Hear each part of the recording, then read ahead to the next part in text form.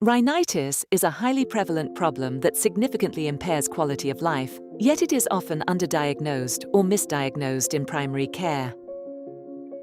Described simply as inflammation of the nasal mucosa, rhinitis presents when at least two of the following symptoms persist for more than 1 hour per day, on most days: a runny nose, a blocked or stuffy nose, sneezing, an itchy nose, an itchy throat, or itchy eyes.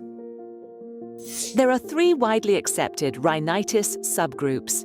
Allergic rhinitis results from an immune-mediated response to aeroallergens, pollens, house dust mite, animal dander, or mold. It often begins in childhood and peaks in adolescence. Non-allergic, non-infectious rhinitis arises from irritants, such as certain medications, for example aspirin and NSAIDs, food ingredients such as spices, sulfites and salicylates, hormonal changes, chemicals such as perfume, hairspray and cleaning agents, or environmental factors such as air pollutants and tobacco smoke. Infectious rhinitis is most frequently viral in origin and generally self-limiting. Mixed rhinitis, in which features of allergic and non-allergic rhinitis coexist, is also common, especially in adults. Allergic rhinitis is more frequent than non-allergic rhinitis. At least 50% of patients have persistent symptoms, and 40 to 60% have moderate to severe allergic rhinitis. A thorough history should explore symptom onset, duration, frequency, and suspected triggers.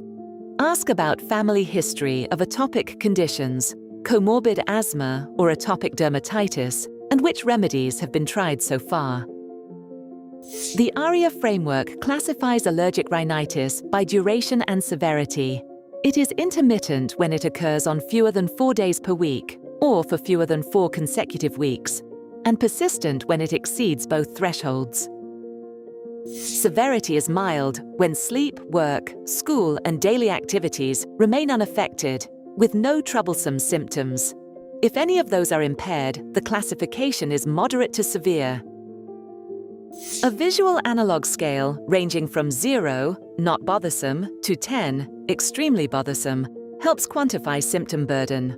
A score of 5 or more indicates moderate to severe disease.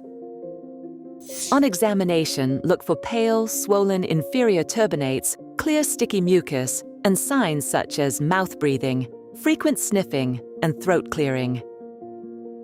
Allergic shiners, the darkened folds under the eyes, and a nasal crease from the allergic salute, are typical in children.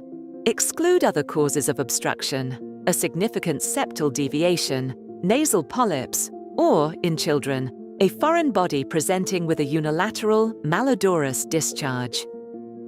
Certain red flags warrant immediate referral: persistent unilateral obstruction, blood-stained or malodorous discharge, persistent facial or sinus pain, recurrent epistaxis, nasal polyps, or anosmia, usually a symptom of chronic sinusitis.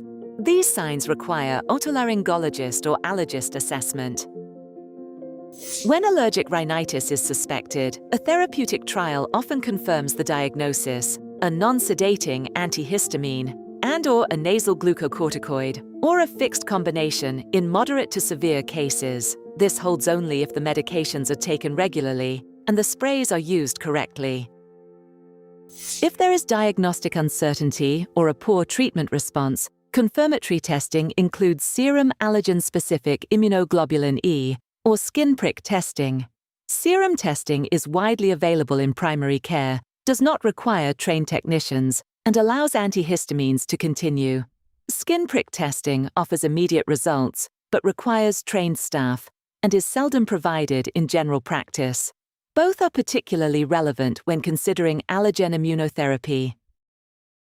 Remember local allergic rhinitis, typical symptoms, and a good treatment response despite negative systemic testing. Negative tests do not always rule out allergic rhinitis. Radiographic imaging has no role in routine diagnosis and is not recommended. Symptoms less suggestive of allergic rhinitis include unilateral complaints, discolored or thickened secretions, persistent facial pain, posterior nasal drip, isolated rhinorrhea, or snoring and sleep apnea. If these predominate, suspect non-allergic rhinitis or an alternative diagnosis. Getting the diagnosis right means the right care. Patients with allergic rhinitis receive pharmacotherapies, while those with non-allergic rhinitis benefit from trigger avoidance, saline rinses, or topical anticholinergics.